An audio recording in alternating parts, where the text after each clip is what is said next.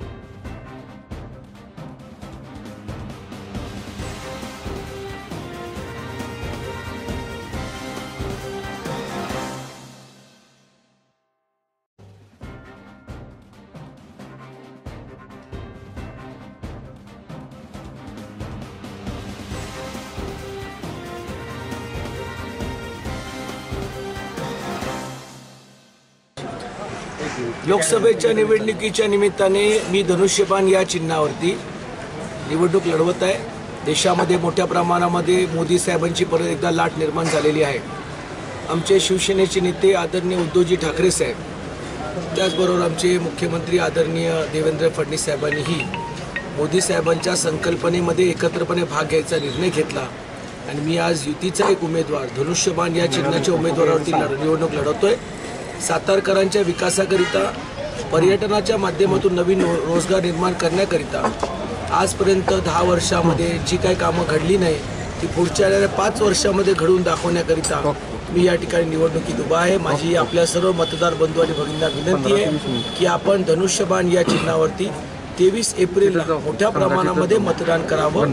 या ठिकाणी सातारकरांमध्ये परिवर्तन आणि एका सामान्य परिवारामधील माथाडी कामगार परिवारामधील एका माणसाला निवडून द्यावं एवढीच विनंती.